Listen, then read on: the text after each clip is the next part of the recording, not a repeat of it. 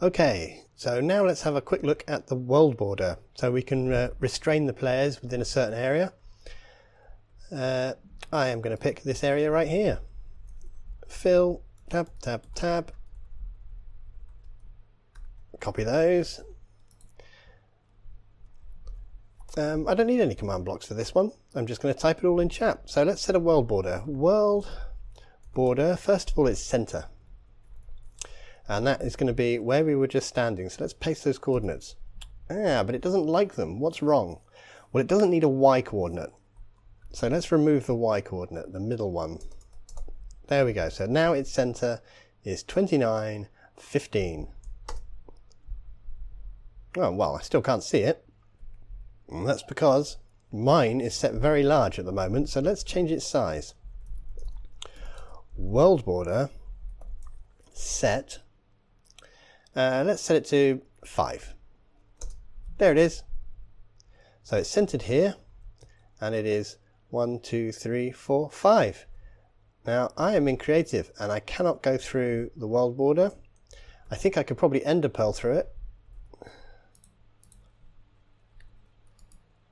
Yep. But now if I was in survival, I would be taking damage. There are other ways to go through. You could sleep in a bed as it goes past you. You could use a chorus fruit. I think you can get in a minecart and a boat. I think those would be ways through.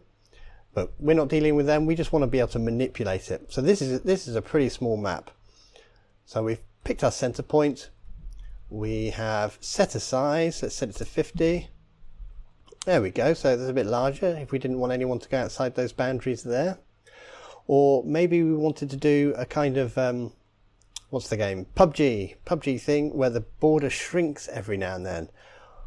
Well, that is all built in for you. We can set the border from 50 to 5. Now that's going to be instant, but if you can see down there, we've got a time as well. Time. So let's give it a time. Change from where you are now to 5 over the course of 5 seconds. 1, 2, 3, 4, 5. Pretty simple. And let's change it from 5 to 10 over 5 seconds. Now this will seem slower because obviously it's not going as far, but still taking the same amount of time. So it's green when it's expanding.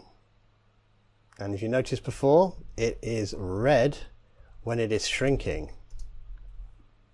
That's to let the players know what it's doing. Quite hard to tell sometimes. And it is blue when it's stationary, when it's standing still. Okay, so those are 3 very simple commands that you can use for the world border. There is another one. We might not want to set, we might want to add. Let's change this from 5 to 2 so it's a bit quicker. So we're going to add 5 to the world border. So it's going to go 5 out. And then we'll do the command again. It's going to go another 5. Then we'll do it again. It's going to go another 5. So this would be sort of your PUBG scenario. Let's remove. Is remove, isn't it? World border set -5. Let's try that. Cannot be smaller. What have I done wrong? I want it to shrink over time.